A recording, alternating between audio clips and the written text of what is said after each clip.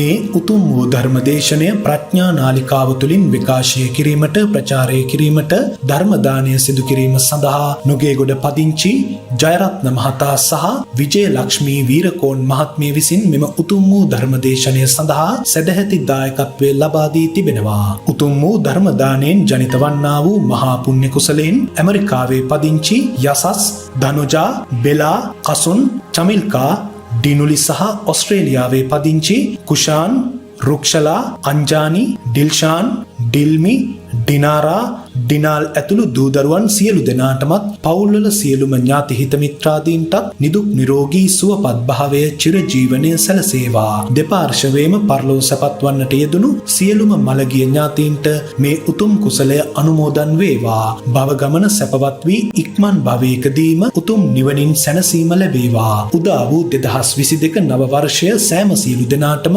යහපත් ප්‍රාර්ථනාවන් ඉෂ්ට සිද්ධ වන සුබ නව වසරක් වේවා. ගෞරවනීය දේශකයාණන් වහන්සේ ඇතුළු සෑම සියලු දෙනාටම ඊ타ම ඉක්මන් භවයක කෙටි කාලයකින් සුඛ සහගත ප්‍රතිපදාවෙන් ප්‍රාර්ථනීය බෝධි චිත්තයකින් උතුම් නිර්වාණ ධාතුව අවබෝධ වේවා කියා බලාපොරොත්තු වෙනවා. එසේම වේවා කියා ආශිර්වාද කරනවා. නමෝ තස්ස භගවතෝ අරහතෝ සම්මා සම්බුද්දස්ස නමෝ තස්ස භගවතෝ අරහතෝ සම්මා සම්බුද්දස්ස නමෝ තස්ස භගවතෝ අරහතෝ සම්මා සම්බුද්දස්ස යෝචේ වස්ස සතං ජීවේ අපස්සං උදයව්වයං ඒකාහං ජීවිතං සෙය්‍යෝ පස්සතෝ උදයව්වයං තී.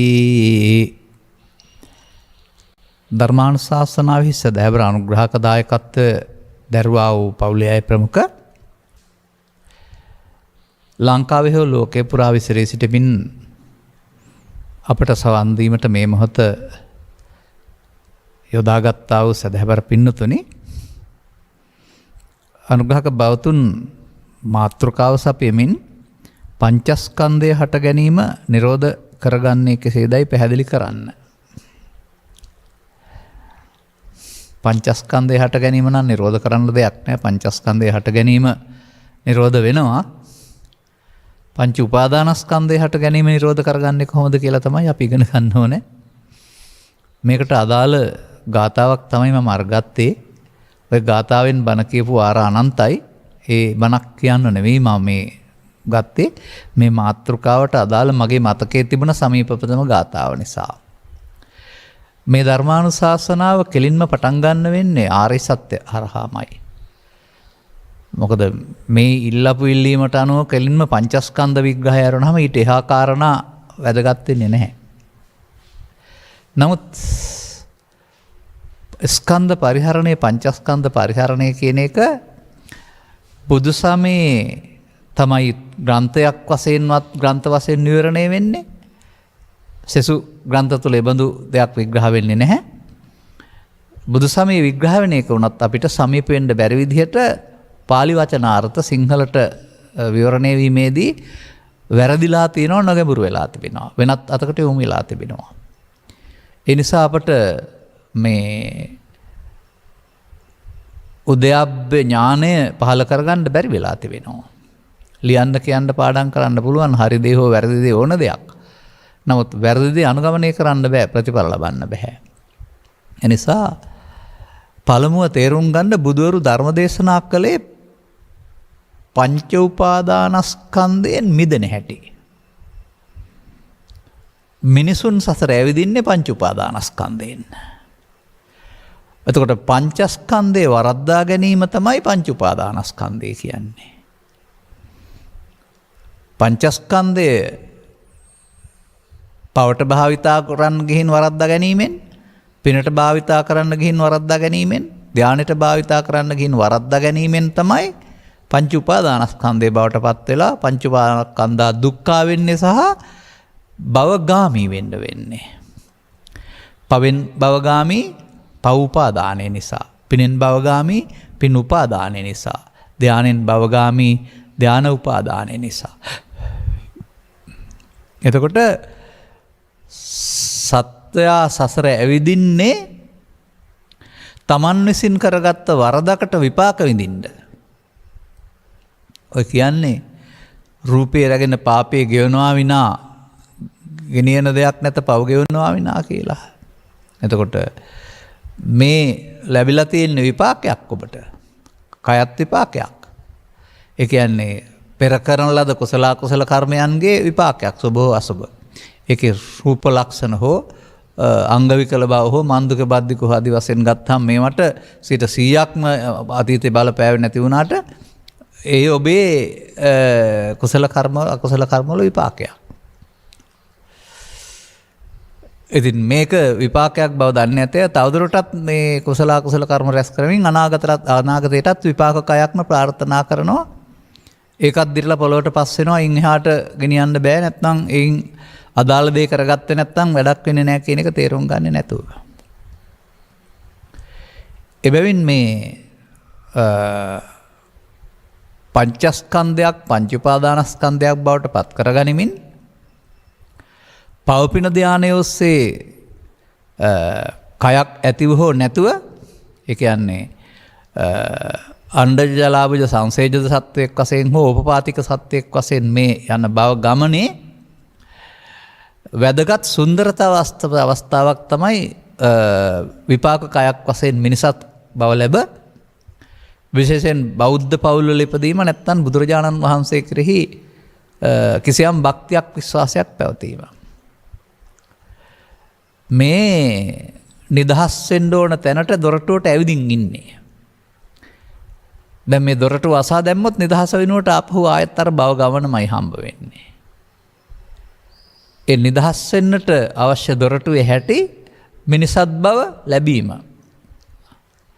ඒ දොරටුවේදී තමයි සදහම් හමු වෙන්නේ.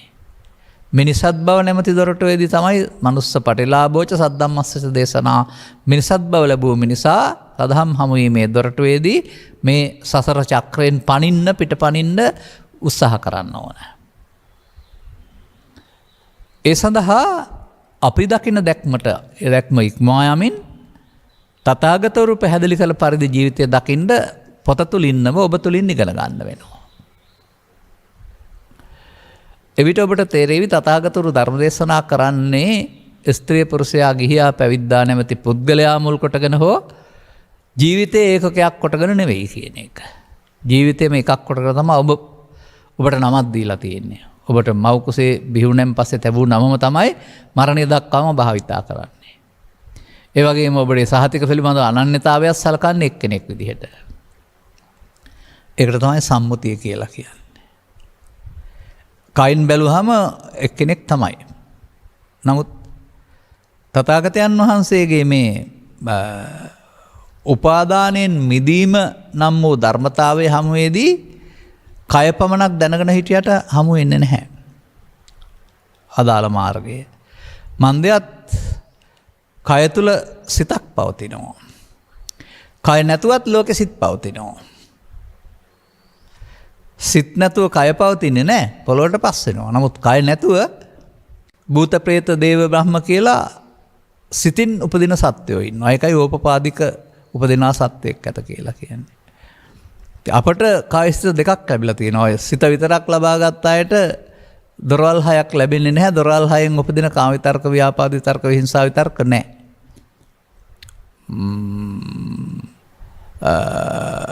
එතකොට ඒක හදන්න තැනක් නෙවෙයි. ඒ දුගතිගාමී සත්වයාට නම් ඒ දුක් විපාකයේ විඳින්න ඇරුණාම සුගතිගාමී උපපාදික සත්වයාට නම් ඒ සැප විපාකයේ විඳින්න ඇරුණාම ඊට එහා දෙයක් හොයාගන්න බෑ. මේ ක්ෂණයෙන් ප්‍රයෝජන ගන්නට අවශ්‍ය නැහැ. මේ දෙපැත්තේ සැප හෝ දුක විඳිනවා ඇරුණාම සැප දුක පුද්ගලයාට තේරෙන්නේ නැහැ. සැප පුද්ගලයාට ඊට එහා සැපතක් ඕන නැහැ. මිනිසා මේ දෙකම සහිතව සැප දුක් සහිතව උපදින්නේ. මිනිසාට හිතන්න කල්පනා ශක්තියක් සහ බාහිර ලෝකෙට විවරණ දොරවල් පහක් තිබෙනවා. මේ දොරවල් පහ ආශ්‍රයෙන් ඔබ ළඟ තියෙන සිදුවෙන සිදුවීම තේරුම් ගන්න වෙනවා. මේ දොරවල් පහ අස්තෙක් කළා පහව ආශ්‍රයෙන් ලෝකෙ සමග සම්බන්ධතා පවත්වන්නට ඔබේ ඇහි කනේ නාසයේ දිවේ කයේ උපදින එකට තමයි පංචස්කන්ධය කියන්නේ. මතක තියාගන්න. ඒකයි නිවැරදි කරගන්න ඕන. එහෙම විග්‍රහ කරනවම මහල නෑ. වචනෙන් කතා කරනවා එහෙම නැත්නම් පංචස්කන්ධය කියන කයට කියනවා නැත්නම් ඒක රූප කියන්නේ ශරීරයට කියලා කියනවා. මේ ආපු ගමන් මගේ තමයි බෞද්ධයෝ ඉන්නේ තාමත්. නමුත් මේක ගලපන්න බැරි තැන් තියෙනවා ත්‍රිපිටකයේ. ස්කන්ධයන් හටගනිත් නදිරත්ම මැරෙත්ම මොහොතක් පාසා ඔබ උපදින්නෙහි දිරන්නෙහි මැරෙන්නෙහිය. අන්න ඔබගේ ආයු කාලයේ ස්කන්ධ පහක ඉපදීම මැරීම නම් වූ මොහොතට විතරයි. ඉන් එහාට තවත් ස්කන්ධ පංචකයක්. ඒක හේතු කොටගෙන. එහෙමත් නැත්නම් සත්තට්ඨාන කුසල නම් වූ සූත්‍රය තුළ පවතිනවා මිනිසෙකුට නැත්නම් සත්වයෙකුට මේ ලෝකේ ජීවත් වෙනකොට වේදනා හයක් පහළ වෙනවායි කියලා. වේදනා කියන්නේ රිදෙනවා නෙවෙයි විඳීම්. ඒ විඳීම් හය හඳුනා ගන්න සංඥා හයකුත් පහළ වෙනවායි කියලා. සංඥාවලට අනුව සංකාර හයකුත් පහළ වෙනවායි කියලා. වේදනා සංඥා සංකාර හය කලපු දේවල් දැනගන්න විඥාන හයකුත් පහළ වෙනවායි කියලා. මේක තිබෙන තැනක් තිබෙනවා සත්තට්ඨාන කුසල සූත්‍රයේ. සත්තට්ඨාන කුසලෝ හෝති කියලා පෙන්නලා තව විස්තරයක් අරගෙන. එතකොට දැන් ඒ විඥාන හය කොහෙද තියෙන්නේ කියලා පොතේ බලන්න නැතුව අපි ළඟ බලන්න වෙනවා. එතකොට ඇහෙන් රූප හඳුනන සිත චක්කු විඥානය, කනෙන් ශබ්ද රූප හඳුනන සිත සෝත විඥානය, නාසයෙන් ගන්ධ රූප හඳුනන සිත ගාන විඥානය, දිවෙන් රස හඳුනන සිත જીවහා විඥානය, කයෙන් පහස හඳුනන සිත පොට්ටබ්බ විඥානය නැත්නම් කාය විඥානය, සිතට එන අරමුණු හඳුනන සිත මනෝ විඥානය. එහෙමනේ විඥාන හය. විඥාන හය පහළ වෙන්නේ දොරවල් හයෙන්. දොරවල් හයෙන් පහළ වෙන්න නම් ඇහැට හම් වෙන රූපය හඳුනන යදුවම ශාරීරියද රූප කියන්නේ. මේ උගුලෙන් ගැලවෙන්න ඔබවත් කල්පනා කරන්නේ නැද්ද? තේරුම් ගන්න ඕන කාරණාව. අන්න එහෙමනම් ලෝකය හඳුනා ගන්නට ලෝකයේ තිබෙන්නා වූ ගස්වැල් ආදී ඕනෑම රූප සටහනක ට වැටෙන්නා වූ ආලෝකය ඇසේ කාචය තුළින් ගමන් කොට ඔබේ ඇස තුළ හදනවා තවත් එබඳු පුංචි රූපයක්. ඉදිරියෙන් තිබෙන එක බිම්බේ නම් ඇස තුළ හදන එක පටිබිම්බය. ඔබ රූපේ නම් කඩපත තුළ ඔබ ඉන්නේ ඔබේ පටිබිම්බය. ඔබ බිම්බය කඩපත තුළ තියෙන්නේ පටිබිම්බය. පටිබිම්බේ නැතුව ඔබට ඔබේ මොනේ අද පළදු පේන්නේ නැහැ. අන්න ඒ වගේ ඔබේ සිතේ මේ ඇසේ මේ රූපේ පහළ නොවි බාහිර ලෝකේ රූප පෙනෙන්නේ නැහැ. බාහිර ලෝකයකට නෙමෙයි ගෝචර රූපය කියලා කියන්නේ ඒක අඳුනගන්න මේ ඇසේ පහළ වෙන සෙවණැල්ලට. මේක තමයි රූපය. මේක පටවියාපෝ තේජෝ නෙවෙයි. මේක නාම. මේ රූපය ඇසේ පහළ වෙනකොට ඉදිරියෙන් ඉන්න පුද්ගලයා හතුරෙක් නම් මේ රූපයේ දුක් වේදනාව.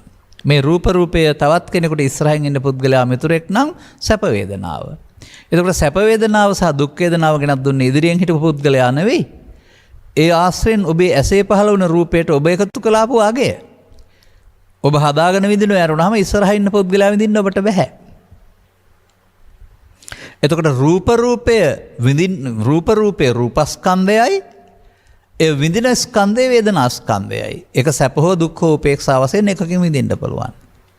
රූපයයි වේදනාවයි දෙකම හඳුනන ස්කන්ධය සංඥා ස්කන්ධයයි. රූප සංඥාවක් වශයෙන්. හතුරා හෝ මිතුරා වශයෙන් ගත් කලයකට එකතු කරන්නා වූ අගේ ඇලීම ගැටීම සංකාර ස්කන්ධයයි.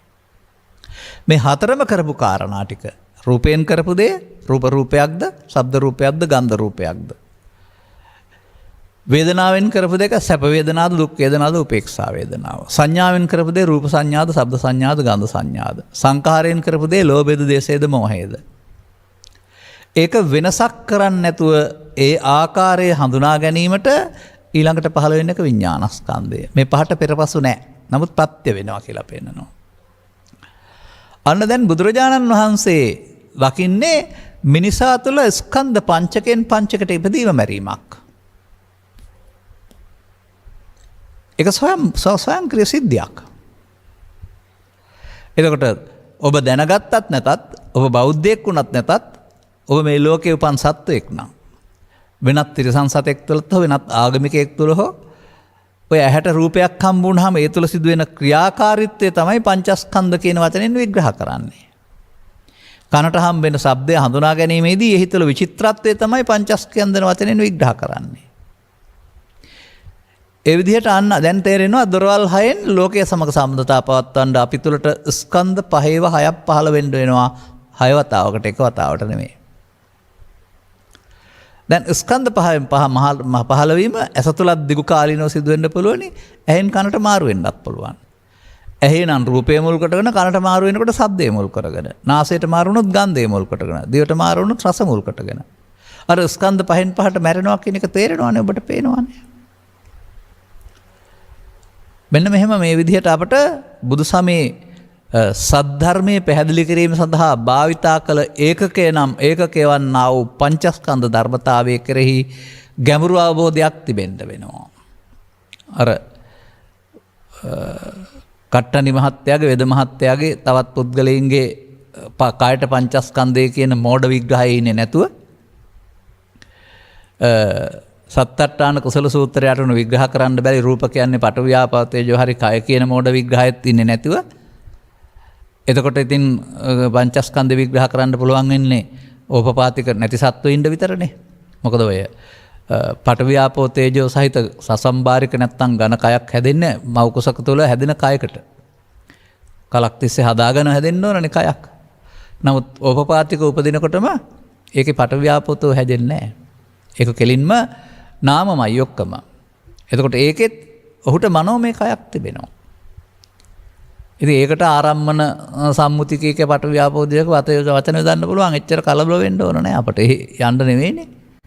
ඒයින් විග්‍රහ කරන්න නෙවෙයි අපි ගැන විග්‍රහ කරන්න ඕන. ඒ නිසා තථාගතයන් වහන්සේ පංචස්කන්ධය විග්‍රහ කළේ මිනිසා මුල් කරගෙන විතරක් නෙමෙයි. අපාය, දිව්‍ය ලෝකයේ, බ්‍රහ්ම ලෝකයේ මුල් කොටගෙන. එතකොට මේ සත්‍යය මේ අපාය යන්නේ, දිව්‍ය ලෝක යන්නේ, බ්‍රහ්ම ලෝක යන්නේ පංචස්කන්ධයෙන් නෙවෙයි. පංච උපාදානස්කන්ධයෙන්. පංචස්කන්ධයෙන් පරලෝ යන්න හම් වෙන්නේ නැහැ කාටවත්. පංචස්කන්ධයෙන් පිරිනොවන් අඩින්න තමයි ලැබෙන්නේ. ඒ නිසා ඒක හඳුනා ගන්න දෙයක් නෑ ආයේ. නමුත් පංචස්කන්ධේ වරද්දා ගැනීමේ දුක තමයි සත්‍ය සංසාරේ විඳින්නේ. ඒ නිසා නොදන්නාකම තුළ ලොකු වරදකට අහු වෙනවා. ඒකට අවිද්‍යාව පත්‍ය සංඛාරා කියලාත් කියනවා. පොත තුළ පෙන්වන මේ දහම් පෙළවල් උදව් කරගෙන ඔබ තුළ මේක ඉගෙන ගන්න.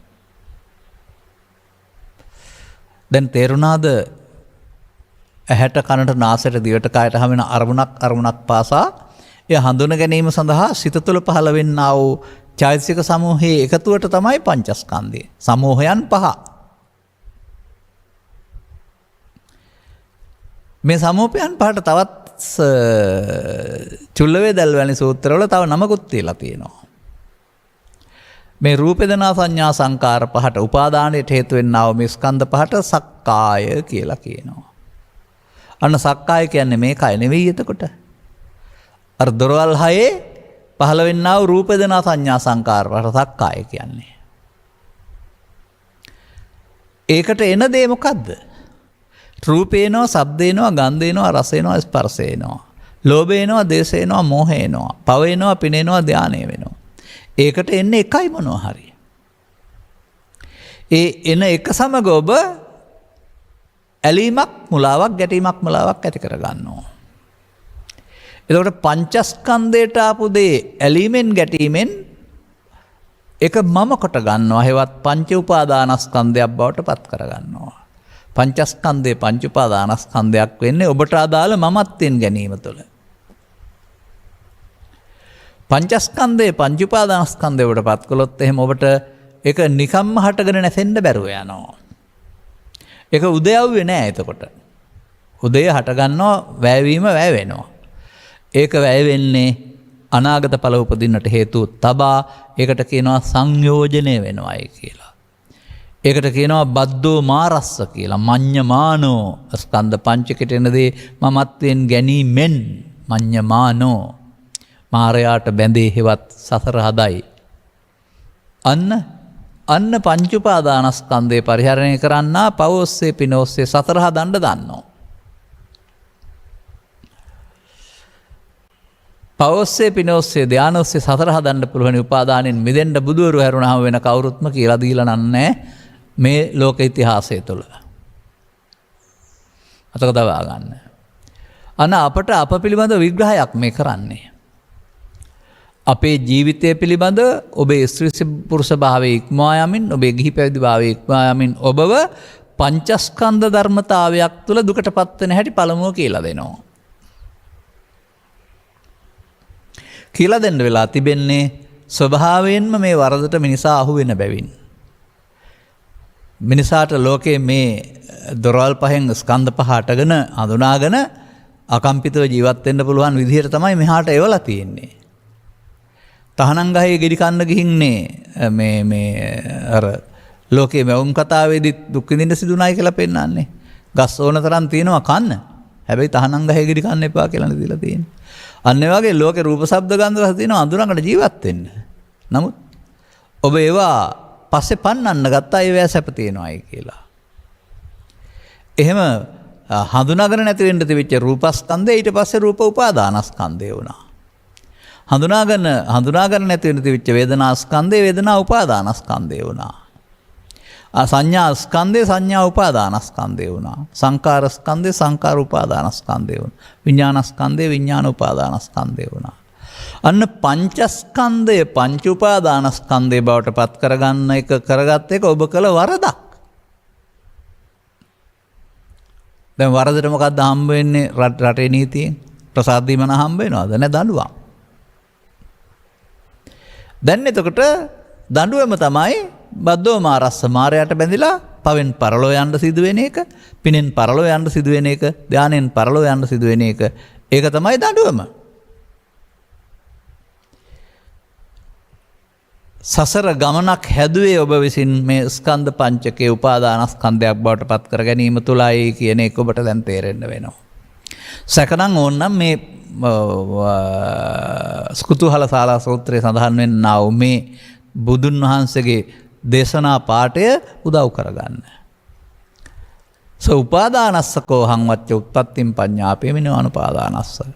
උපාදාන සහිත වුණොත් තමයි මම සත්වෙින්ද උත්පත්ති පනවන්නේ. උපාදාන රහිත වුණොත් උත්පත්ති පනවන්නේ නැහැ. එහෙනම් උපාදාන සහිත වීම සසරේ පමාවයි. ඒකට බුදුබණ දැනගන්න ඕන නෑ. මොන විදිහට මේ ලෝකේ ජීවත් වුණත් නරකින් ජීවත් වුණත් හොඳින් ජීවත් වුණත් ඊට වඩා එහායින් හොඳින් ජීවත් වුණත් ඒ ඇතුළත විග්‍රහය පිළිබඳ සතිය නැති බැවින් ඒ තුලින් ඔහු මඤ්ඤමානය හදා ගන්නවා. මාන කියන වචනේ ගන්න මේ මොහොතේ ගැනීමෙන් කියන අර්ථය.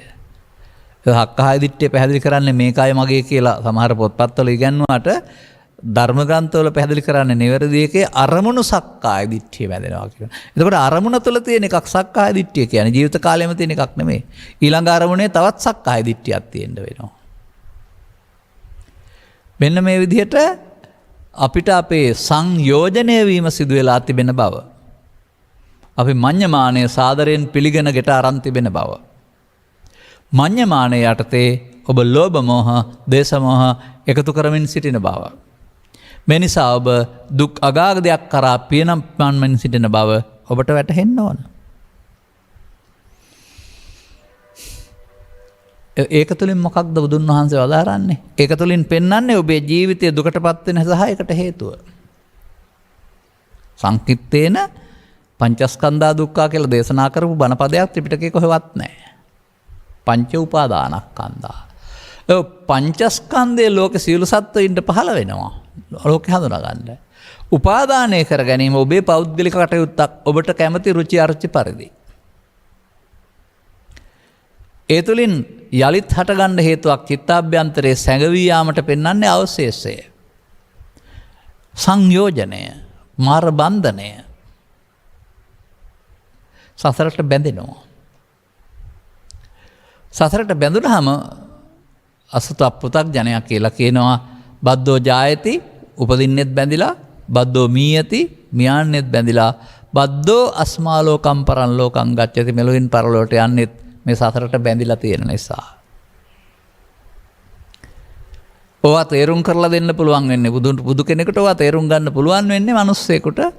තමන්ගේ කය තුළ උපදින්නා වූ මේ පංචස්කන්ධය නම් වූ ක්ෂණික ඒකකයේ තේරුම් ගැනීම ආශ්‍රයෙන්. ඕක තේරුම් ගත්තාම ගත කරන්නා වූ ජීවිතයක් තියෙනවා අධ්‍යාත්මික ආගමික ජීවිතය කියලා. ඕක තේරුම් ගන්න නැතිව පුද්ගලයෙක් වශයෙන් ගත කරන ජීවිතයක් තියෙනවා. ඒක සෑම ආගමකම බාහිර තුලින් බාහිරය තුල සංකේත වස්තු තුල ආගමික ස්ථානයක් තුල වෙන් කරගත්ත දින තුල ඇඳුම තුල පෙන්වන්නා වූ සම්මතයේ ශික්ෂණය සහිත කරගත් ආගමික ජීවිතයක් තිබෙනවා. බාහිර ආගමික ජීවිතය. ඒක බෞද්ධ සමාජය තුළ පොයට සුදු ඇඳුම, පොයට පන්සල, පැවිද්දට කහපාට ඇඳුම, ඇඳුම වශයෙන් ගත් කල, සංකේත වශයෙන් ගත් කල බුදු පිළිමය, ධර්මචක්‍රය, බෝධිය චෛත්‍ය, ඒ වගේම දින වශයෙන් ගත් කල පසළොස්වක අටවක ඒ ආගම් වලට වෙන් වන සංකේත ඇඳුම් පැළඳුම් වස්තු තියෙනවා. මම දකින්නේ ගැඹුරින් හැදෑරුවේ නැත්නම් ඔය වෙනස තිබුණාට හැමෝම සමානයි. හැමෝම අදහනවා විශ්වාස කරනවා පුද පූජා පවත්වනවා. ඇරුණාම ඒක බාහිර ආගමික ජීවිතයක් කරුණාම ඔවුන් කාටවත්ම අධ්‍යාත්මික ආගමික ජීවිතයට යන්න බෑ. අධ්‍යාත්මික ශික්ෂණයකින් තොරව දුක්ගිනි නිමාවකුත් නැහැ, භවගමන නිමාවකුත් නැහැ. මන්දයත් ඔය බාහිර ආගමික ජීවිතය තුළ නරකෙන් වෙන් වුණාට හොඳේ ඇලීම තියෙනවා. නරකයෙන් වෙන් වුණාට ඇලීම නවත්ත ගන්න බෑ. නරකය හොඳට පරිවර්තන වෙලා හොඳ තුල ඇලීම ක්‍රියාත්මක වෙනවා. අන්න එහෙම මේ සංසාර බන්ධනයේ මාර බන්ධනයේ විසින් මාර සංකල්පය තුල සසරෙන් ගැලවෙන්න නොදී එකක් අතාරනකොට තව එකකට අලවන මුලාව ඔස්සේ යාමක් තත්වයට තිබෙනවා. මම සාමාන්‍යයෙන් කියන්නේ පව එපා කියනකොට මාරයා එහෙනම් පින හොඳයි කියලා පින අල්ලා ගන්න කියනවා. පින නම් නෙමෙයි සැබෑ ප්‍රතිඵලය ලැබෙන්නේ කිව්වම එහෙනම් ධානය අල්ලා ගන්න කියනවා. තවත් උදාහරණයක් වසර 5ක් 6ක් තිස්සේ පැහැදිලි කරනවා. කැලේ මාරු වුණාට කොටියාගේ පුල්ලු මාරු වෙන්නේ නැහැ කියලා. පව් නැමැති කැලේ ඉන්නවා. ඒකේ කණ්ඩ බොණ්ඩ අඩුයි දුක් සහගත බව වැඩි. ඒ හින්දා පව් නැමැති කැලේ මාරු කරලා පින් නැමැති කැලේට එනවා. කොටියයි එන්නේ. දැන් ඒතර පින් නැමැති කැලේ අරට වඩා සැප පහසු හොඳයි. නමුත් කොටි පුල්ලි කැලේ මාරු වුණාට තියෙනවා. මේකෙත් ಜಾති දරා මරණ කෝක ඝන කයක් සහිත තියෙනවා. මීට වඩා එකක් හොයන්න ගත්තාම ධානා කුසලය. කාම දුගතිය, කාම සුගතිය, රූපී අරූපී බව ඊළඟ කැලේට මාරු වෙනවා. දැනුත් කොටියනේ මාරු වෙන්නේ හින්දා පුල්ලි තියෙනවා. හැඩේ වෙනස් වුණාට සැප පහසු වෙනස් වුණාට පුල්ලි තියෙනවා. අන්න ඒ වගේ පාපේදී පාපේ මමකට ගත්ත මුලාව පිනට එනකොට පින මමකට ගන්නවා. පිනෙන් එහා පැත්තට ධානයට මමකට ගන්නවා. අර මමකට ගත්ත මුලාවෙන් මිදෙන්න කාම රූප අරූප භවත්‍රය තුල දේශනා කළ දහමක් බුදු සමයෙන් පරිබාහිරව නැහැ. මිදෙන්න තැනකුත් නැහැ. මොකද බුදුවරු මිනිසුන් අතරට පහළ වෙලා දේශනා කරව ධර්මපරියායක් භික්ෂුන් වහන්සේලා කටපාඩමින් අරන් එන්නේ මේ ලෝකේ පමණයි. ඒ ආශ්‍රයෙන් තේරුම් ගන්නව ඇරුණාම සමහරු හිතන පරිදි දිව්‍ය ලෝකෙත් පොත් රාක්කයක් තියෙනවා. ඒත් සංඝ පරම්පරාවක් මේවා රැකගෙන ඇවිදින් තිබෙනවා. බණ කියන්න තියෙනවා කියලා හැම හිතනවා නම් එයාගේ තින් මොලේ සහ ඔළුව සහ කල්පනා ශක්තිය තමයි පරීක්ෂා කරලා බලන්න වෙන්නේ. තමන්ගේ ලෝකේ හැටියට අනිත් ලෝක දිහා බලන වැරද්දට අහු වෙලා කියන එක තේරුම් ගන්න. ඉතින් ඕවා ඔක්කොම තේරුම් ගන්න ඕන නෑ. තමන් තේරුම් ගන්නකො අපිට තේරෙන නිසා අපි ඒවා කියන්නේ. නමුත් ඕවා තේරුම් ගන්න ටිකක් නුවණ දියුණු කරගන්න. ඊට ඉස්සෙල්ලා ඔබ ගැන තේරුම් ගන්න පුළුවන් හරියද බලන්න. දැන් මම සෑහෙන වෙලාවක් කතා කළා කුමක් ගැනද?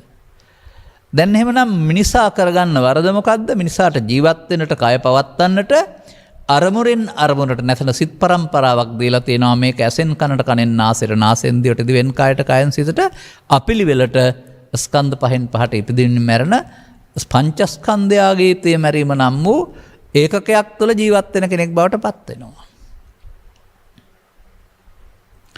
දැන් ඔන්න ළමා කාලේ පහු වෙනකොට තහනම් ගහට යනවා. ඊට පස්සේ රූපය හොඳයි නරකයි, ලාභය හොඳයි අලාභය නරකයි, සැප හොඳයි දුක් නරකයි, ප්‍රශංසාව හොඳයි නින්දාව නරකයි. මෙන්න මේ විදිහට මේ බාහිරින් සිදුවෙන සිද්ධීන්ගෙන් ඔබට ලැබෙනා වූ ප්‍රතිචාරය මත ඔබ ඒවා කෙරෙහි ඇලීමක් ගැටීමක් ඇති කර ගන්නවා. ඇලීමෙන් මම හැදේ ඇලීම මුලාව, ගැටීමෙන් මම හැදේ ගැටීම මුලාව. මම හැදෙන්නේ මායන්නෙන් හා කයන්න මායන්නෙන් නෙමෙයි.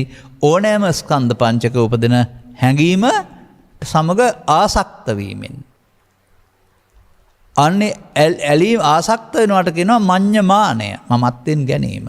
මමත්වෙන් ගැනීමෙන් පංචස්කන්ධේ පංච උපාදානස්කන්ධයට පත් වී පංච උපාදානස්කන්ධේ නැසෙන විට සසර උපදින්න හේතුවක් ඉතුරු වී අවසන් වේ. එහෙමයි භව ගමන හැදෙන්නේ. සංයෝජනය වී අවසන් වේ පංච උපාදානස්කන්ධය. එනම් පංච උපාදානස්කන්ධයකින් සසර ඇවිදින්න කෙනාට උපාදානස්කන්ධ තුල සංයෝජනයෙන් කඩන්න පාරක් තියනවාද?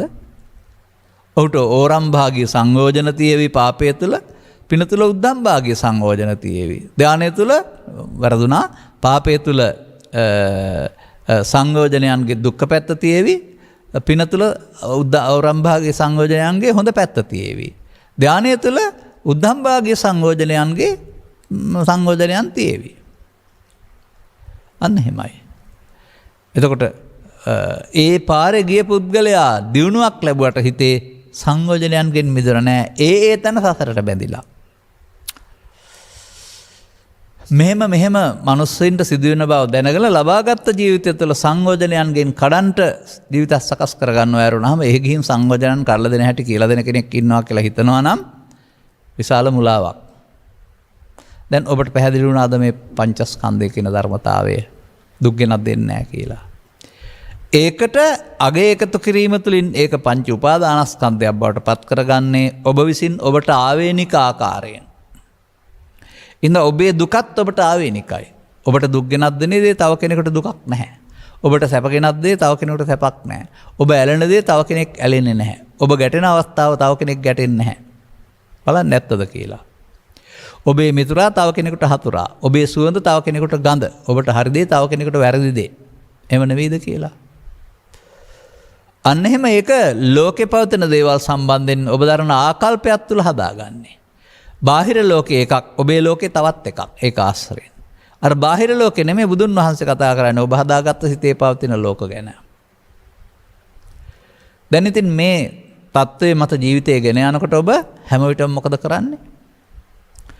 චිත්ත අභ්‍යන්තරයට හදාගත් එකක් අරගෙන විඳිමින්, පරණ අතීතයක් පළුමරමින්, අනාගතයට තබමින්, අතීතයෙන් ගෙන වර්තමානයේ විඳ අනාගතයට තබමින් පැවැත්නේ කොටස්කරුවෙක් බවට පත් වෙලා. කල්පනා කරලා බලන්නකෝ.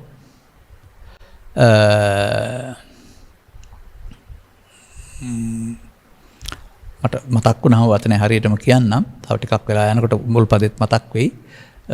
මෙන්න මේ විදිහට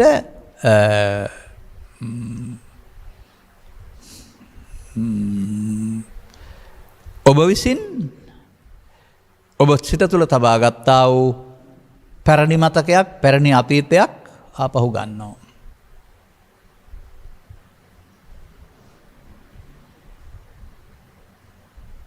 මළගිය ඊයේ සිහිපත් කළ මැන. තව පදයක් මුලින් තියෙනවා මතක් වුණේ නැහැ. එහි මොනවද ඇත්තේ? කිසිත් නැත හිස් බව කිය ඇත්තේ. තවත් පද කීපයක් තියෙනවානේ මේ මොහොතේ මතක් වුණේ නැති වුණාට. අන්න ඒ විදිහට අතීතය කියලා කතා කරන්නේ මතකේ නම් වූ මලපොත පෙරලා. ඉතින් මතකේ නම් වූ මලපොත පෙරලා. මතකේ කියන්නේ මලපොතක්.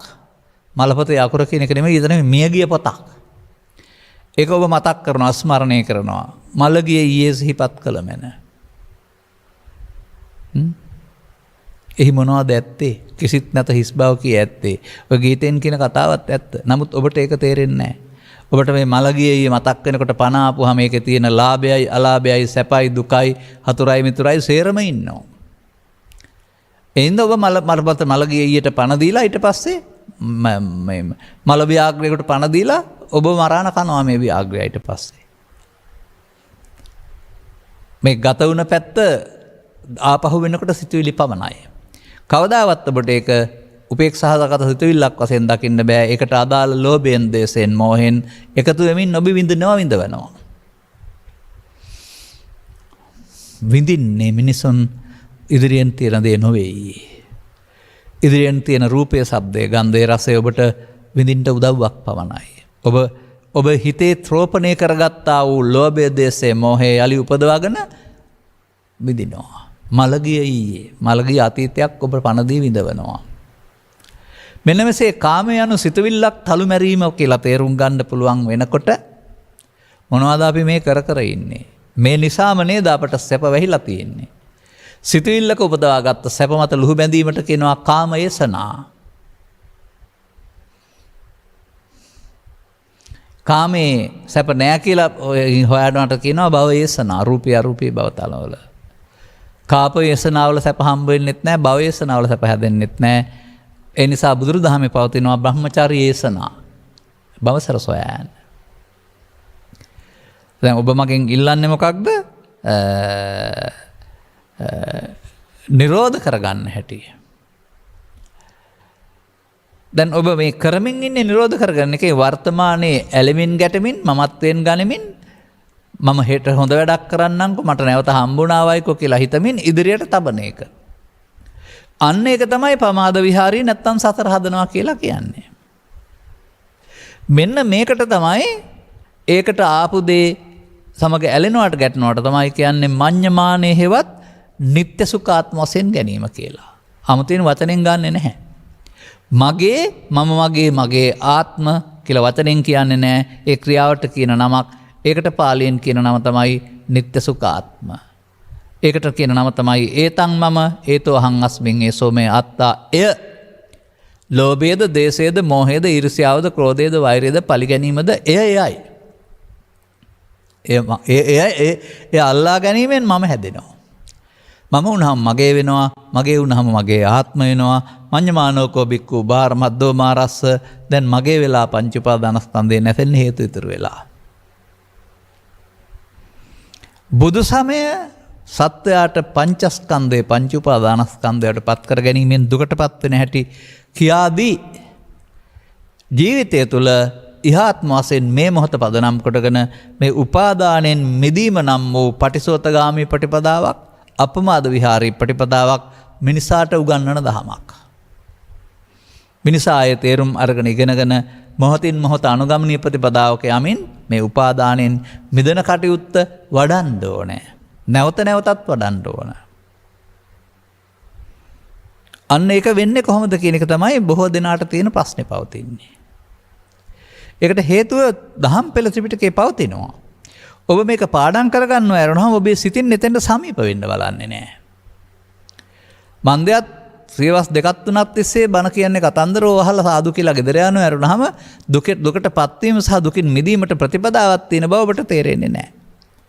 ඔබට ඔබ වෙනුවෙන් ගලවා ගැනීමේ කටයුත්තක් කරන්න බුදුන් වහන්සේ පවර්ලා තිබෙනවා. ඒකට යමක් කළ යුතුයි කියලා ඔබ දන්නේ නැහැ. සාදු කියලා ගියේ කමනින් පින්කමක් කළපවනින් නිකන් නිවන් හම්බෙයි කියලා ලාවෙට නිවන් බලාපොරොත්තු වෙන බෞද්ධයෝ ඉන්නේ. කිසිම මහන්සියකින් තොරව. නමුත් බුදුරජාණන් වහන්සේ සඳහා සති ධම්මවිචේ විරිය ප්‍රීති පස්සාදි සමාධි උපේක්ෂා කියලා වැඩි දියුණු කරන්න පැත්තක් පෙන්වලා තිබෙනවා. ඒක ඕන කෙනෙකුට. එනිසා දැන් එහෙනම් තේරුම් ගන්න මේ ආපු දෙයට එකතු වුණොත් ඇලීම මුලාව ගැටීම මුලාව තුළ ඒ අවසන් වෙන්නේ පංචස්කන්ධ මට්ටමින් නෙමෙයි. ඒකට මම එකතු කොට උපාදානස්කන්ධ මට්ටමින්. දැන් එතකොට ඒක මිය ගියාට යලි උපදින්න හේතුවක් තියෙනවා. ඒවා තමයි හෙට අනිද්දාට ආපහු ගැටෙනකොට ලෝභය, දේශය, මෝහය වශයෙන් කාම විතර්කය, ව්‍යාපාද විතර්කය, හිංසා විතර්කය වශයෙන් යලි උපදින්නේ. දැන් තරහ තියාගත්ත පුද්ගලයා තරහ නැවත ඉපදුනහම තරහ ඉපදීමේ දුක විඳින්නේ නැද්ද? වෛරය තියාගත්ත පුද්ගලයා ආපහු වෛරය ඉපදුනහම නැවත ඉබේ දුක විඳින්නේ නැද්ද? පශ්චාත්තාපයේ කනගාටුව තියාගත්ත පුද්ගලයා උපදිනකොට ඒ නැවත ඉපදීමේ දුක විඳින්නේ නැද්ද ඒක තුල? ඔබ මොකද්ද නැවත ඉපදීමේ දුක කියලා කල්පනා කළේ? එහෙම හිතුවේ නෑනේ. එනිසා පුද්ගලයෙකුගේ නැවත ඉපදීම නෙමෙයි අපි බලන්න ඕන ස්කන්ධ පංචකයාගේ නැවත ඉපදීම. පංච උපාදානස්කන්ධේ පරිහරණය කොට තබන හේතු නිසා නැවත ඉපදෙනවා. මේකට කියනවා යංකෝ භික්කවේ අනුසේති තේන සංකං ගච්ඡති කියලා. ඔබ අරමුණට මුලා වී රස විඳ අවසන් කරයිද? ඒ නිසා ස්කන්ධ පහ මිය ගියාට චිත්තාභ්‍යන්තරේ යලි හට ගන්න හේතුවක් සැඟ වුණා. ඒකට අනුසේති කියලා කියනවා. ලෝභ අනුසය, දේශ අනුසය, මෝහ අනුසය, එහෙම අනුසය පැතිති වෙනවා. තණ්හා අනුසය. අන්න ඇහැට කරනට නාස ගැටෙනකොට තේන අර සිතේ තැබූ දෙයින් ලෝභේ නම් වූ, දේශේ නම් වූ, මෝහේ නම් වූ මේවා සහිත පංච උපාදානස්කන්ධයේ ඇහි, කනේ, නාසයේ, දිවේ, කයේ, මනසේ හටගන්නවා. ඒ අවස්ථාවේදී තේන එයින් තැබූ දෙයින් බාහිර දේවල් ප්‍රත්‍ය වීමෙන් හටගන්නයට කියනවා සංකත ධර්ම හේවත් පංච උපාදානස්කන්ධ. හරි. දැන් යන්න වෙනවා ඊට පස්සේ තවත් සූත්‍රයක කොටසක් ගන්න. සීලවතාකෝපනායස්මා කතමේ ධම්මා යෝනිසෝ මනසිකාතබ්බාති. යෝනිසෝ මනසිකාතබ්බාති කියන එක වගේම අයෝනිසෝ මනසිකාතබ්බාති කියලා එකකුත් තියෙනවා. අන්න පෘථග්ජන පුද්ගලයාට වර්තමාන මොහොතේ අසකරනාසය දිවකය ගැටීමේදී බාහිර දේවල් වල උදව්වෙන් තමන් හිතේ තවාගත්තා වූ විතර්කයේ හිතට එනවා. අතීතය හිතට එනවා. තමන් තබාගත් අතීතයට පණ දෙනවා. ලෝභයට කාම විතර්කය කියනවා, ද්වේෂයට ව්‍යාපාද විතර්කය කියනවා, දුර්ද ඥාන පරිගැලීමට විහිංසා විතර්කය කියලා කියනවා. ඒවා ලෝකෙ නෙමෙයි තිබෙන්නේ, ඔබ තබාගත් තැනින් එන්නේ. තියෙන නිසා එන්නේ. බොහෝ කල් පුරුදු නිසා බලවත් වෙන්නේ. බොහෝ කල් පුරුදු නිසා නැවතත් ආපුහම ගහපන්, බැනපන්, කපපන්, කොටපන්, පලිගනින් එකට එක කරපන්, වෛර කරපන් කියලාමයි ඔබට කියන්නේ. ඔබ නිසා මේකට එකතු වෙනවා. මට ඔය වෙලාවට තමයි මරාන මැරෙන්න හිතෙන්නේ. එහෙම කියලා කියනවා. මට ඔය වෙලාවට රතු ඉර පනින්නේ. එහෙම කියලා එකතු වීමේ ප්‍රවණතාවය තමයි ඔබ පුරුදු කළේ. කවදාවත් එකතු වීමේ ප්‍රවණතාවය තුළ සසරෙන් මිදෙන්න බෑ. උපාදානෙන් මිදෙන්න බෑ. එකතු වීම ප්‍රවණතාවයට තමයි මඤ්ඤමානේ හෙවත් ප්‍රමාද විහාරී කියලා කියන්නේ. අන ඔබ තුළ මේක තේරුම් ගන්න. ඔබ කොතරම් උගතෙක්, බුද්ධිමතෙක්, ධනවතෙක්, ගුණවතෙක්, සිල්වතෙක් බවට පත් වුණත් බාහිර වශයෙන් මේ පංච උපාදානස්කන්ධය උපදිනකොට ඒකට අහු වෙනවා නම්, කාම විතර්කයේ, ව්‍යාපාද විතර්කයේ, විහිංසා විතර්කයේ බලවත් කරනවා නම්, ඒවා ක්‍රියාවට නගනවා නම් ඔබ යන්නේ පවෙන් භවගාමී වෙන, පිනෙන් භවගාමී වෙන, ධානයෙන් භවගාමී වෙන, උපාදානෙන් සසර හදන භවගාමී මාවතේ. නිවදහසක් නැහැ. උපාදානය කරගන්නා වූ අනුසෝතගාමී මාවතේ යරුණහම ඔබට උපාදානයෙන් මිදෙන පටිසෝතගාමී මාවත ඔක තුල නැහැ. ඔබ මගෙන් අහන්නේ නිරෝධ කරගන්න හැටි. දැන් ඔබට ඔබේ ජීවිතය තුළ මේ චක්‍රය තේරෙනවද? වෘතයක් අඳින්න ගත්තාම පැන්සල එක තැනකින් තියලා රවුමක් කරකිලා එතෙන්ට එනවා. එතකොට සම්පූර්ණ වෙනවා. පටන් ගත්ත තැනක් තියෙනවානේ. ඒ වගේ මේ සංසාර චක්‍රය අතීතයෙන් අරන් වර්තමානයේ වෙන අනාගතයට තබමින් යනා වූ මේ චක්‍රයේ වෘතය කඩන්න තැනක් තියෙනවා. අන්න ඒක තමයි සුතවතා කෝපනායස්මා කතමේ ධම්මා යෝනිසෝ මනසිකාතබ්බාති.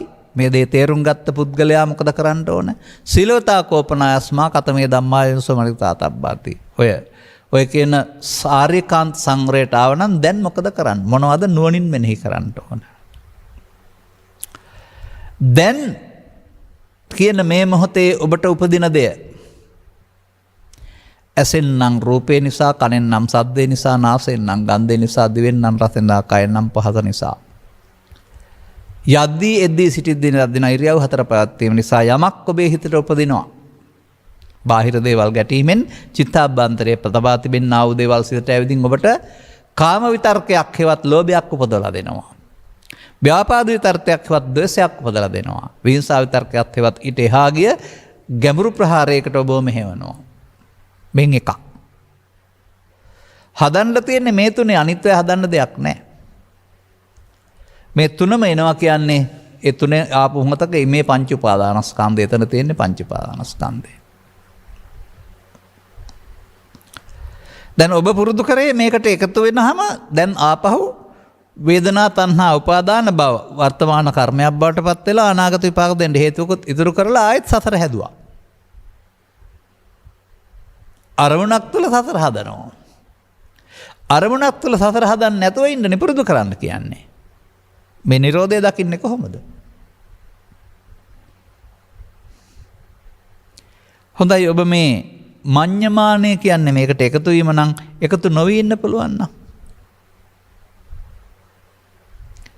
උපන් කාම විතර්කයේ උපදින්න එපා කියලා තිබෙනවද? පංච උපාදානස්කන්ධේ පහළ වෙන්න එපා කියලා තියෙනවද? නෑ. ඉමේ කියන්නේ මෙම. එතනින් එහාට දුරදිග යන පාර වළක්වලා ඒක නිමා කරන්න මොකද කරන්න ඕන? ඉඳ හට ගැනීම එකක්. ඒකට බැඳී අනාගත පැවැත්ම හැදීම තව එකක්. හටගත් එක බැඳී අනාගත පැවැත්ම හැදුවොත් තමයි බැඳෙන්නේ. හටගත් එකට බැඳුන් නැත්නම් අනාගත පැවැත්මක් හදනවද? හටගත් එකට එකතු වුන් නැත්නම් ඒක නිරෝධ වෙන්න වෙනවා. අන්නේ නිරෝධය නැත්නම් නිරවශේෂ නිරෝධය නැත්නම් අතහැරීම තේරෙන තුරු ඔබට අනුගාමී ප්‍රතිපදාව තේරෙන්නේ නැහැ. මොකද කරන්න ඕන කියලා හැමදාම මගෙන් අහා ඉඳී.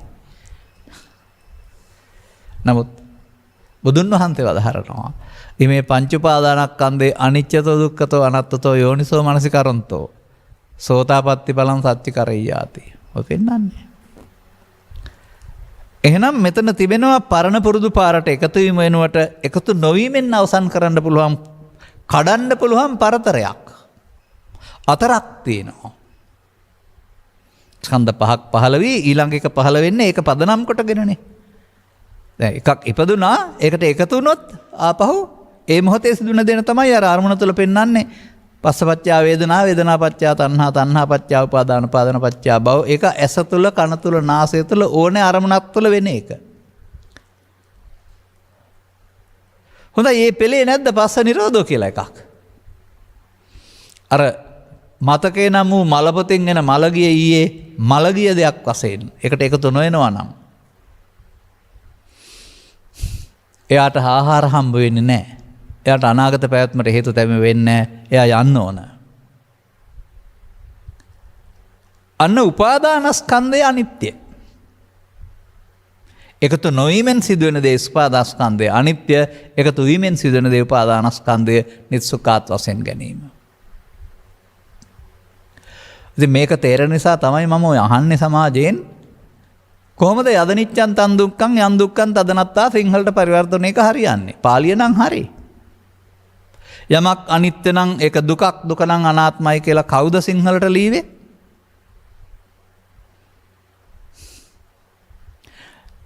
බුදුරජාණන් වහන්සේ පංච උපාදානස්කන්ධය අනිත්‍ය බලපුවාම දුකටපත් වෙනවා කියලා පෙන්ලා තියෙන්නේ සෝවාන් සකෘදාගාමි අනාගාමි පිළිවෙලෙන් දුකින් මිදෙනවා කියලා නෙවෙයිද තිබෙන්නේ? ඒ බුද්ධ වචනට එරෙහිව කවුද මේක ලියවේ? එළියපු කෙනාද හරි බුද්ධ වචනේද හරි? මං අහනවා සමාජයෙන්. උපාදානස්කන්ධය අනිත්‍ය බලපුවාම දුකටපත් වෙනවද, දුකින් මිදෙනවද?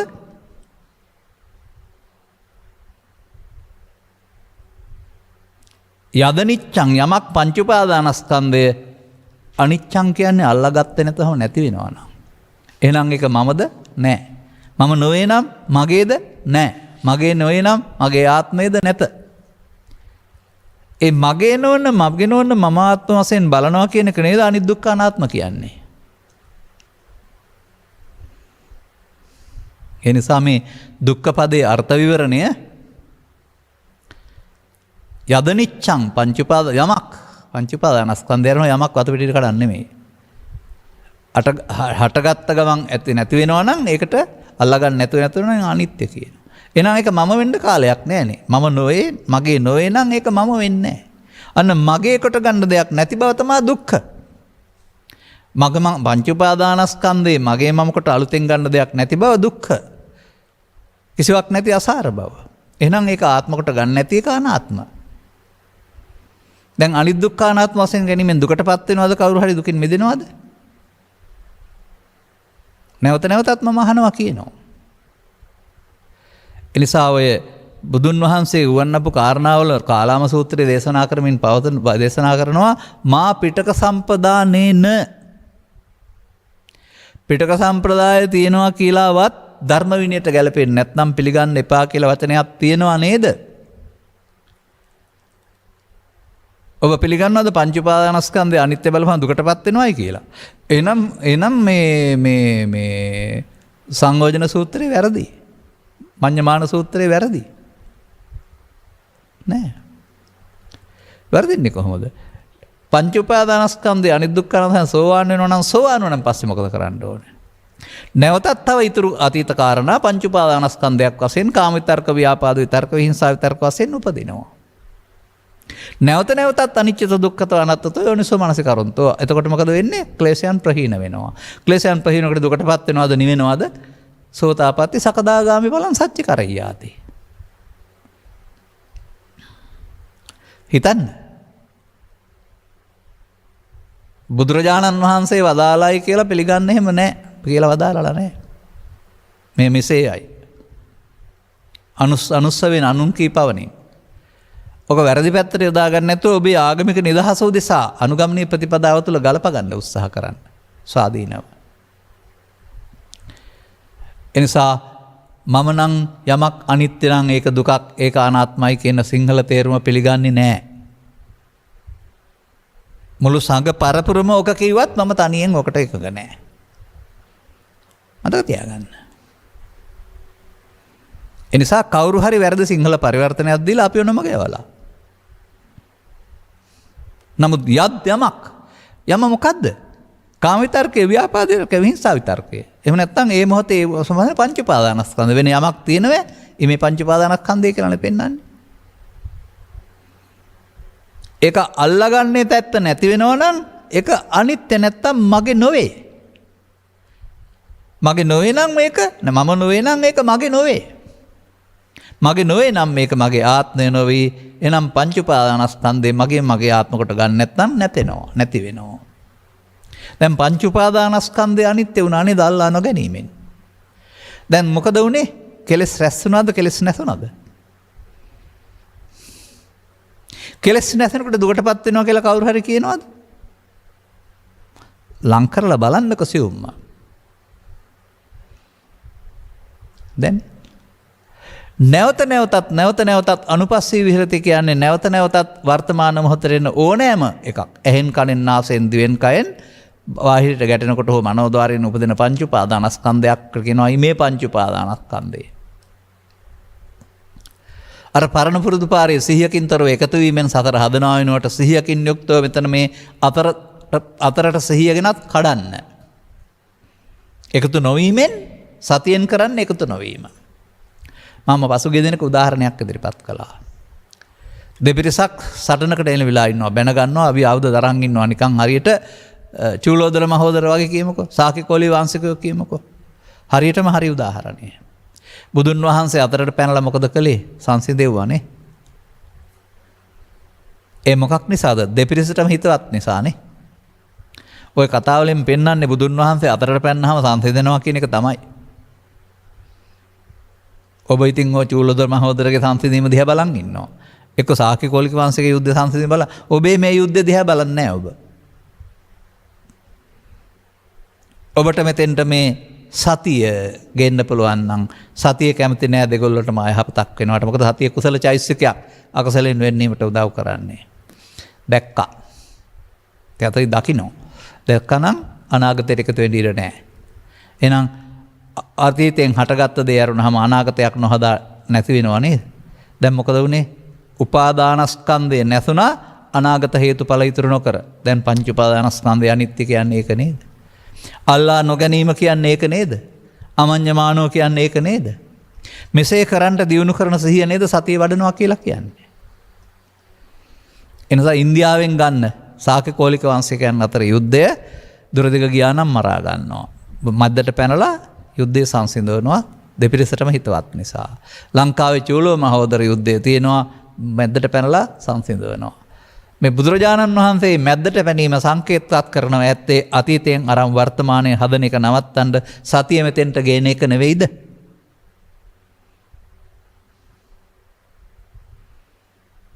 සියෙන් කටයුතු කිරීමක් කියලාද අප්‍රමාදී නිවට මම කියන්නේ බුද්ධ වචනේ බොරුවක්ද? කරලා බලන්නකෝ ප්‍රායෝගිකව. මොකද සිද්ධ වෙන්නේ? එයාට අතීතයෙන් ඇවිදින් අනාගතයක් නොහදා මෙයාට සිද්ධ වෙනවා. අන්න එතකොට උපාදානස්කන්ධය මේ යනවා අනාගත පළවු හදන උපාදාන නොවි තමයි මේ යන්නේ. අන්න උපාදාන වුණොත් තණ්හා උපාදාන භව අවිද්‍යා සංකාරා. එතකොට සසර හැදුවා. යලිත් පංච උපාදානස්කන්ධයක් බවට පත් කරගත්තා. දැන් උපාදානෙන් නොවි අවසන් වෙනකොට ස්කන්ධ පහ මිය යනවා. අනාගත ඵල හේතු උපද වෙන්නේ නැහැ. එහෙනම් ගින්නට ආපහු දරහෝ පිදුරු දාන්න නැතුව එතකොට ගින්න නිවෙනවනේ. මේ ඔබ විසින් කළ යුතු දේ ඉමේ මෙම මොහොතේදී. ඇසේද කනේද නාසයද දිවේද කයේද කාම විතර්කයේද ව්‍යාපාද විතර්කයේද හිංසා විතර්කයේද හටගත්ත දේ උප්පන්නා. දැන් තේරෙනවද බුදුරජාණන් වහන්සේගේ ධර්මයේ යුද්ධයක් තියෙනවා කෙලෙස් සතුරන් නැසීමේ යුද්ධය කියලා. සතුරන් නැසීමය. අන්න. තථාගත බුදු පියාණන් වහන්සේ මිනිසාට මේ සඳහා උන්වහන්සේ භාවිතා කළා වූ අවිය දෙනවා. මැද්දට පනින්න සතිය අරගෙන. එයා අනාගතේ හැදීම වළක්වලාරයට මියන් ඉඩ දෙනවා. උපන්න කුසල් දුරු වීම නූපන්න කුසල් නූපදීම එකවර සිදු වෙනවා. සම්මා වායාමය. නැවත නැවතත් සම්මා වායාමයේ දෙන්න. එතකොට නූපන් කුසල් උපදිනවා මාර්ගඵල. උපන් කුසල් වැඩි වෙනවා සකෘදාගාමි අනාගාමි. ස්කන්ධ පංචකේ අනාත්ම වශයෙන් බැලීමේදී ඔය සම්මා වායාමයේ සිද්ධ වෙනවා. ධර්ම ශ්‍රවණයකට කරන තරුණ තේරුම් ගනිමින් මෙන්න මෙතෙන්ට නුවණින් සමීප වෙන්න උත්සාහ කරන්න. සමීප වී මම මොකද කරන්න ඕන කීක අහයින් නැතුව අනුගමනීය ප්‍රතිපදාවට නින්දෙන් අවදි වූ තැන් පටන් නින්දට යනතුරු ඉරියව්වලදී මේ සිහිය දියුණු කරගනිමින් මේ පරණ මෝඩයට පරණ මාරයාට එකතු වෙන්න මට මාරය එනවා කියන්නේ ඔකට එකතු වෙනවාටනේ. මාරයාට එකතු නොවී ඉන්නට මෙතන අතරක් තියෙනවා. අතර උදව් කරන්න කඩන්න. අන්න ඉමේ පංච උපාදානස්කන්ධේ අනිච්චතෝ දුක්ඛතෝ අනාත්තතෝ යෝනිසෝ මනසිකරොන්තෝ අන්න නුවණින් එකතු නොවන්නේ නම් නැවත නැවතත් උපදින ස්කන්ධ පංචකයට උපාදානස්කන්ධයට අනාගත ඵලයක් ඉතුරු නොකර මිය යන්න සිද්ධ වෙනවා. ඒ අනිත්‍ය නෙවෙයිද? දැන් නැවත නැවත බලද්දී සෝවාන් වෙනවා, සකෘදාගාමී වෙනවා, අනාගාමී වෙනවා, අරිහත් වෙනවා කියන දක්වාම තිබෙනවා නේද පංච උපාදානස්කන්ධය අනිත්‍ය බැලීමේදී? පංච උපාදානස්කන්ධය අනිත්‍ය බැලීම කියන්නේ කෙස්වල, ලොම්වල, නියවල, දත්වල, මල්ගස්වල, මල්වල අනිත්‍ය බැලීමද? ඒව ඇස් දෙකෙන් නේද බලන්නේ? මේක නුවණින් දකින්න ඕන එකක් නේද? යදා පඤ්ඤාය පස්සති. ඔබට එන්න බැරි වුණා නේද මෙතෙන්ට? කවුරු හරි කියපු වචනයක් පාඩම් කරන කෙස්වල අනිත්‍ය සුදු වෙන හැටි බලන් හිටියා, දත් වැටෙන හැටි බලන් හිටියා, මල් පර වෙන හැටි බලන් හිටියා, ගස් කොළන් දිරායන හැටි බලන් හිටියා. මම කියනවා අයට එන ගන්න ඔළුවට ටොක්කක්. මොකද පංච උපාදානස්කන්ධය හටගන්න පංච උපාදානස්කන්ධය තුළ මේ පොහොතේ නුවණින් දකින අනිත්‍යයක් කරුණාම ඇස් දෙකෙන් බාහිර ලෝකේ වස්තු වල බලන අනිත්‍ය ත්‍රිපිටකයේ දේශනා කළා නැහැ. ඔබ අතරමඟ නතර වුණා අර්ථය තේරුම් ගන්න නැතුව. එක්ක ඔබ අර්ථය කියලා දීපය කියලා දුන්නේ නැහැ හරියට. දෙකෙන් එකක් ඕක හරි. මා හිතනවා සදහම් මතු වෙනවා කියන්නේ මේ ඔබට මෙතෙන්ට සමීප වෙන්න අවශ්‍ය අවබෝධය ඔබට ලැබෙනවා. තේරෙනවද ධර්ම ශ්‍රවණයේ වටිනාකම? නොනැසූ දේවල් අසමින් ඇසූ දේ ප්‍රගුණ කරමින් අදාළ තැනට ඔබව ගෙනියනවා. කැලේ ඉන්නේ ඔබ වනාන්තරයෙන් ආරක්ෂා කරමින් ගෙහින් එලිමහනට එක්කලා එනවා. දැන් එලිමහනේදී ඔබට පේන්න ගන්නවා මේක. දැන් ඊට පස්සේ අනුගමනීය ප්‍රතිපදාව ආර්ය මාර්ගය පටිසෝතගාමී. දැන් අන්න අර ඉතුරු නැතුව අවසන් වෙන එකට කියනවා නිරෝධය. දැන් දුක්ඛ නිරෝධය. දුක්ඛ නිරෝධගාමී පටිපදාව. නැවත නැවතත් සෝවාන් සිට රහත් දක්වා වඩන්න ඉහාත්ම වශයෙන්ම. මීට වඩා කරුණු පැහැදිලි කරන්න කාලය ඉඩ දෙන්නේ නැහැ. පැහැදිලි කරයි කියලා මම හිතනවා. නිසා මේ මාතෘකාව කොහොම ඉදිරිපත් කළත් මම කැමතියි. ඒකට 아무තුවෙන් මට සූත්‍රයක් ඕන නැහැ. සූත්‍ර සියල්ලේ දැනුම එකතු කර ගැනීම තුළින් වර්තමානයේ අදාළ ආකාරයකින් ඒ මොහොතට මතක් වෙන උපමාවකින් ඒකත් මත තියාගන්න. ඔය මතක් කරලා කියන්නේ එහෙම නැහැ. පෙළ යනකොට අදාළ දේ මතක් වෙනවා. අදාළ කරුණු තේරුම් ගනිමින් ලබාගත් ජීවිතයේ මිනිසත්කම සමග සදාන් හමුවීමේදී නිවීමට පත්වීමේ හැකියාව ප්‍රයෝජන ගන්නා ලෙස මතක් කරමින් ධර්මානුශාසනාව මෙසේ අවසන් කරනු ලබනවා. මෙම උතුම් ධර්ම දේශනාව ප්‍රඥා නාලිකාව තුළින් ප්‍රචාරය කිරීම සඳහා නුගේගොඩ පදිංචි ජයරත්න මහතා සහ විජයලක්ෂ්මී වීරකෝන් මහත්මිය විසින් සදැහැති දායකත්වය ලබා දී තිබෙනවා. අරමුණු අතර මෙම උතුම් ධර්ම දාණයෙන් ජනිත වන්නා වූ මහා පුණ්‍ය කුසලයෙන් ඇමරිකාවේ පදිංචි යසස් දනෝජා බෙලා කසුන් චමිල්කා ඩිනුලි සහ ඕස්ට්‍රේලියාවේ පදිංචි කුෂාන් රුක්ෂලා අංජානි ඩිල්ෂාන් ඩිල්මි, ඩිනාරා, ඩිනාල් ඇතුළු දූ දරුවන් සියලු දෙනාටමත් පවුල සියලු ඥාතිත මිත්‍රාදීන්ටත් නිදුක් නිරෝගී සුවපත් භාවයේ චිර ජීවනයේ ලැබේවා. මව්පියන් වශයෙන් ප්‍රාර්ථනීය හොඳ දෙයක්. නමුත් ඉතින් මේ ආනිසංසයෙන් නෙමෙයි ලෝක ධර්මතා ඇති වෙන්නේ, හැමෝටම මුහුණ දෙන්න සිදු වෙනවා. ඒක දරා ගැනීමට ශක්තිය ලැබේවායි කියයි ප්‍රාර්ථනා කරන්න ඕන. නැතුව හොඳ දෙයක්ම වේවා කිව්වට ලෝකෙ එහෙම වෙන්නේ නැහැ. ඒක තේරුම් ගන්න යථාර්ථය. දෙපාර්ශ්වයේම පරලෝසෙපත් වන්නාට යෙදුනා වූ සියලු මළගිය ඥාතීන් ගෞරවයෙන් සිහිපත් කරන්න. අවශ්‍ය කෙනෙක් පින් අනුමෝදන් කරගනිත්වා අනුමෝදන් කළ හැකිනම්. භවගමන සැපවත් වී ඒකත් හරි භවගමන සැපවත් වෙනවා පින් අනුමෝදන් වුණොත්. ඉක්මන් භවයකදී මිනිසත් බව ලැබ කියලා කියන්න. ඔය දිව්‍ය ලෝකේ ගින් හරි බ්‍රහ්ම ලෝකයෙන් හරි වෙන්නේ නැහැ. මිනිසත් බව ලැබ බුද්ධ ආදී මහෝත්තම කල්යාණ මිත්‍ර සේවනය ලබා පටිසෝතගාමී ප්‍රතිපදාව වටහා ගන්නට ලීම තුලින් උතුම් නිවන් මඟ විවර කර ගන්නට ලැබේවා. උදා වූ 2022 කරන අවසර සෑම සියලු දෙනාටම යහපත් ප්‍රාර්ථනාවන් ඉෂ්ට වන්නා වූ සුබ අවසරක් වේවා. අසුබයන්ට ඇලෙන්න ගණන් නොගන්ට ශක්තිය ධෛර්ය ලැබේවා. يعني සුබ වෙන්නේ නැහැ හැම දෙයක්ම අසුබත් හම්බ වෙනවානේ. බාර නොගෙන ඉන්න ශක්තිය ධෛර්ය ලැබේවා. මම නම් එහෙමයි ප්‍රාර්ථනා කරන්නේ. ගෞරවනීය දේශකයන් වහන්සේ ඇතුළු සෑම සියලු දෙනාටම ඊටමත් ඉක්මන් භවයක කෙටි කාලයකින් සුඛ සහගත ප්‍රතිපදාවෙන් ප්‍රාර්ථනීය බෝධි චිත්තයකින් උතුම් නිර්වාණ ධාතුව ආબોධ වේවා. ඇයි මේ පැහැදිලි කරන ධර්මය අනුගමනය කරද්දී මේ මොහොතේ ලැබෙන්නේ නැද්ද? මේ මොහොතේ නිවන් ලබන්න තියෙන්නේ. මොහොතක් පාසා. මම නම් එහෙමයි ලබන්නේ. අනිත් අයටත් එතෙන් එන්න කියලා කියන්නේ මැරිලා නිවන් ලබන්න හරි මතු භවයක නිවන් ලබන්න බණ කියන්නේ නැහැ අපි. එබැවින් ඒ කරුණු තේරුම් ගන්නට ඔබට අවස්ථාව ලැබේවා. අනුග්‍රහක දායකත්වයේ දරූ ඔබටත් ධර්ම ශ්‍රවණය කළ හැමටත් දහම් මඟ විවර වේවා. ඔබේ මේ අනිකුත් පැතුම් දරුවන් වෙනුවෙන් සඵල කරගන්නට ශක්තිය ධෛර්ය ලැබේවායි කියලා අපත් ප්‍රාර්ථනා කරනවා. සබ්බහිතේ වජ්ජන්තු සබ්‍රෝගෝ විනස්සතු මාතේ බවත් අන්තරායෝ සුඛී දීඝායුකෝ භව හැම දිනාටම තෙරුවන් සරණයි. රාගක්ඛයෝ නිබ්බානං